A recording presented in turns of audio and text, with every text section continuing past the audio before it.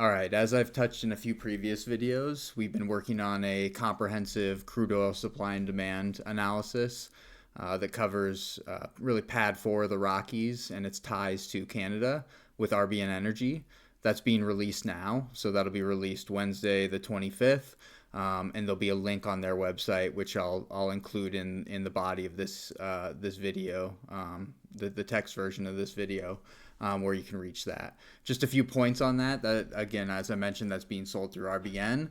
However, for this product, us at Plainview, we're offering anyone who purchases that report actually gets a credit toward an annual subscription to our main platform with all the flow analysis and the mapping and the pipelines and the flow data and access to Plainview.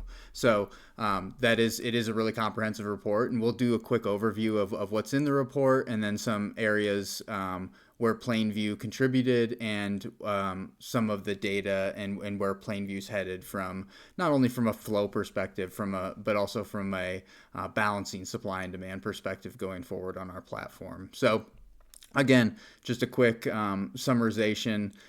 Go to RBN's website. Again, I'll provide a link here, but it'll be part of their blog today as well on Wednesday, the 25th, where they are releasing this analysis as part of a report. And if you purchase the report from RBN, reach out, you get a credit. We'll credit that amount toward a annual subscription. I know if you're a current client or you're a future or you're thinking about becoming a client, both of those will be credited if you purchase this report. So let's dive in quick, and we'll go over kind of the thesis of this report and what's really in it. So as you can see on the screen here, this is the table of contents of the report, and I'll quickly just go over kind of what's in it. We have the thesis, and just the broad thesis is, hey, we have a lot of Canadian production growth over the past decade. Most of the market, including myself and RBN, believes even at low oil prices, not to mention the higher oil prices that we've seen due to the Iran conflict, that we're going to see continued Canadian production growth, and those volumes have to go somewhere. So over the past decade or so, there's really been two corridors that have taken most of that growth, and that's the Enbridge Mainline corridor going to the Midwest and then down to the Gulf Coast via their Flanagan South pipeline and their 50% interest in Seaway, as well as Trans Mountain pipeline going to the West Coast with the twinning of that pipeline that they did.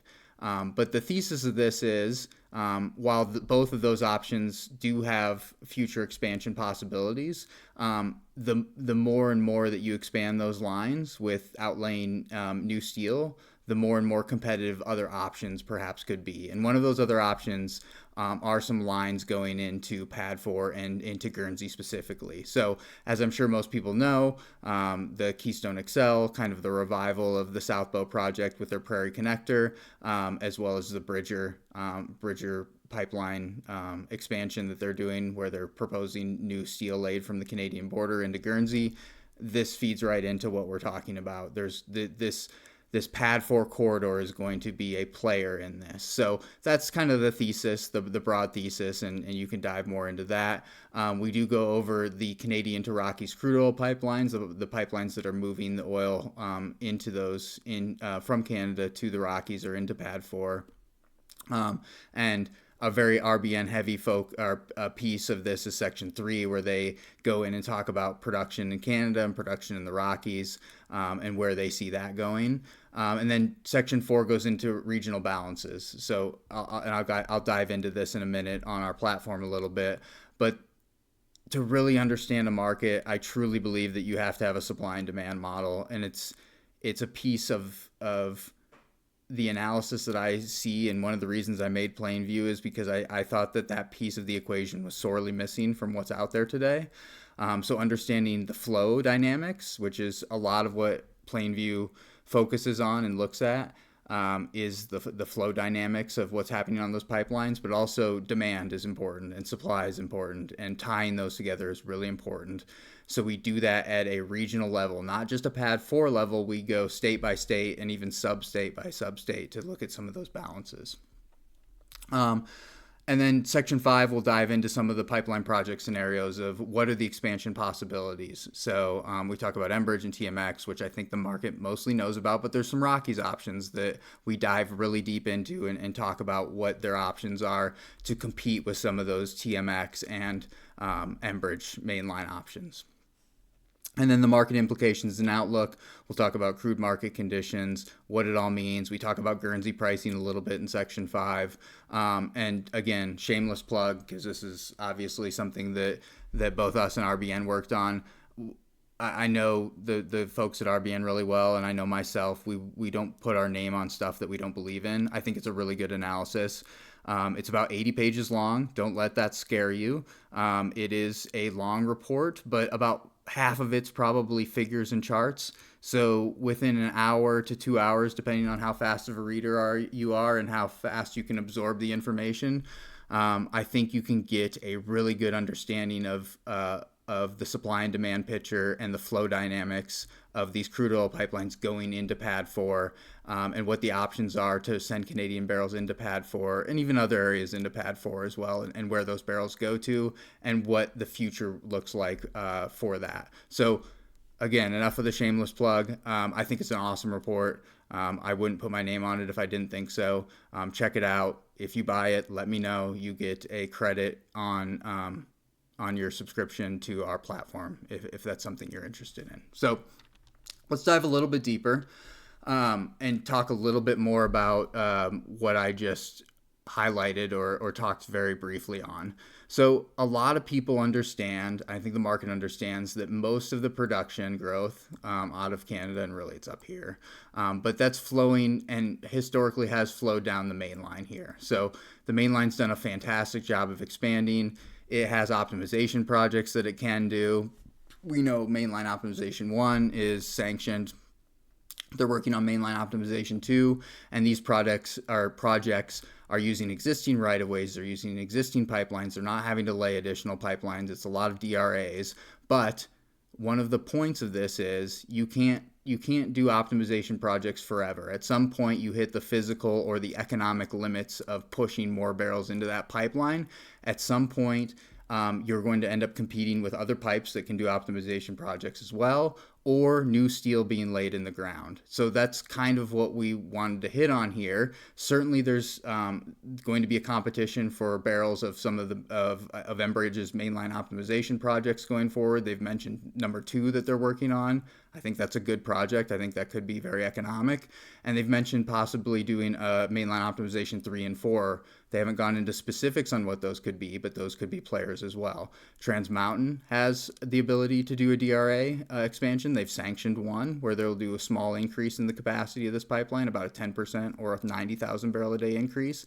They also have the additional pump stations they can add, as well as a little bit of new pipe that they would have to add for a little bit of a bigger expansion there. And again, I think the market understands these routes going on the Mainline and going on Trans Mountain as expansions. What's less understood is there are some other pipelines that you could do expansions on that move barrels into the Rockies. And I won't go into too much detail on these because you can buy the report if you want to know. But some of these pipelines are outlined here. So we can talk about the Bow River pipeline. And let me make this smaller. Yikes. Bow River pipeline's here. So that's moving some barrels down from the Hardisty area into Montana, into CHS's pipeline here and into Montana, and really feed some refineries down in the Billings area. You have this purple line, another Enbridge line. This is Express. So they've done several expansions on this. They've sanctioned a recent expansion that's coming online relatively shortly for another 30,000 barrels per day. And then you also have Rangeland as well. So this is a Plains pipeline, and Plains has hinted in past earnings calls that there's been additional activity on this pipeline. It's maybe hinting at the possibility of an expansion. They certainly talked about one pre-COVID where they could expand this pipeline and move more barrels into this Montana area and then down into Guernsey and into the Rockies. And as I'm sure a lot of people know now, Keystone XL, this orange piece, potentially teaming up with the Bridger expansion, which will take barrels down to Guernsey as well.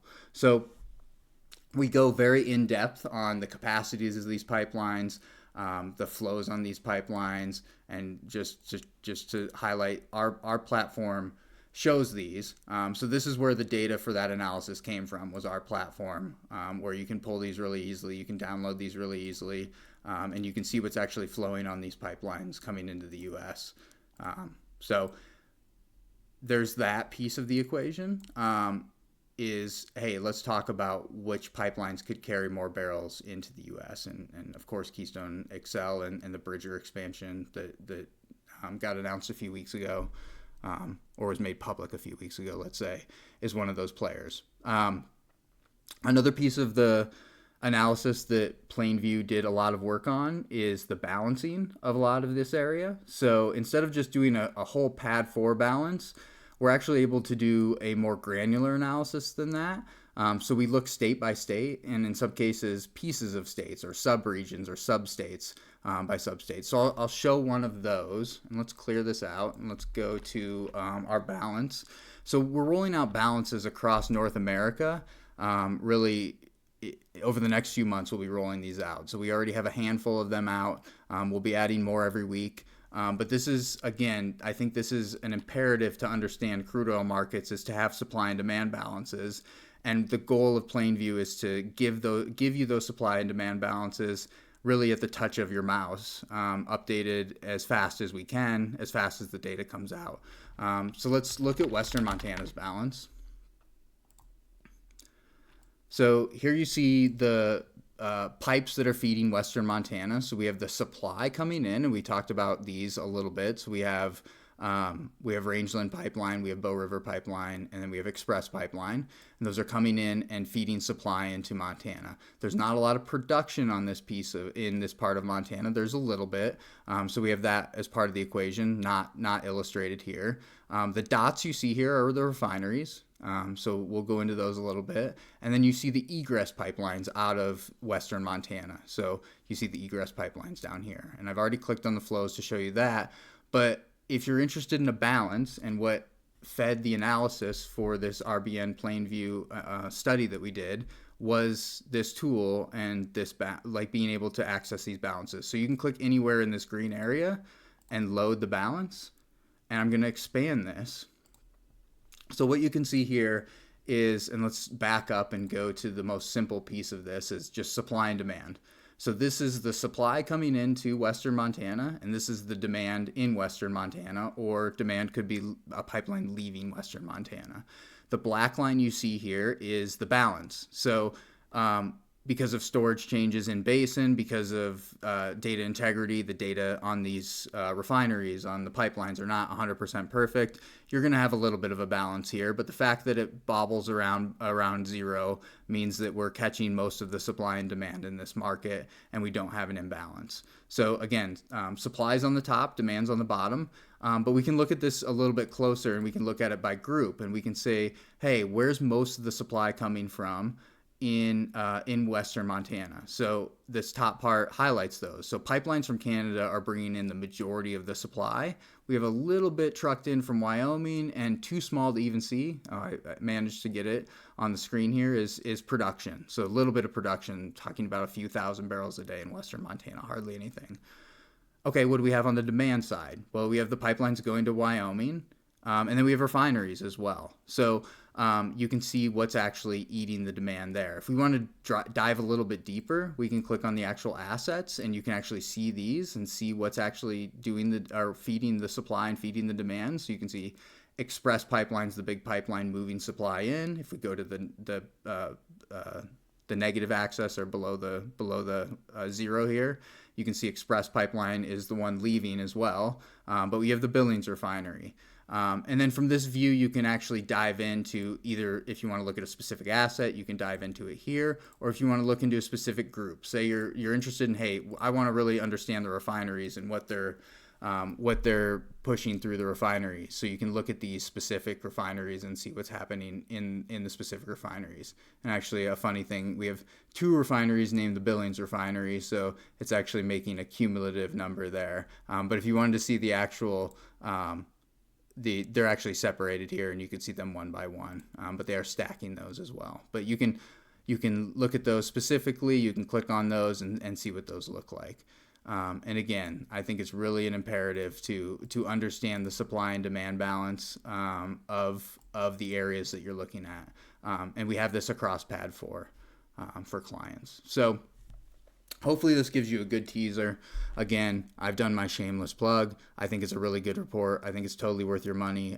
It'll give you a very solid discount on an annual subscription to this platform. If you're interested in that, please reach out if you're interested in a subscription to the platform. Reach out to RBN if you're interested in the analysis or the actual 80-page analysis that we did. And you can reach out to me too. I'm just going to pass you along to RBN though, since they're handling that side of things. Yeah, that's it. I hope everyone enjoyed that. We will be doing more videos in the next few weeks. We'll ramp those up as we talk about some of these balances, because I think it's really important and really helps you understand what's happening in specific markets. So hope everyone has a great week. Please reach out to me if you have any questions. Please reach out to me if you're interested in subscriptions to the platform to be able to see what's happening at these refineries, at these pipelines, the supply and demand balances. We do all that. Thanks. Have a great week.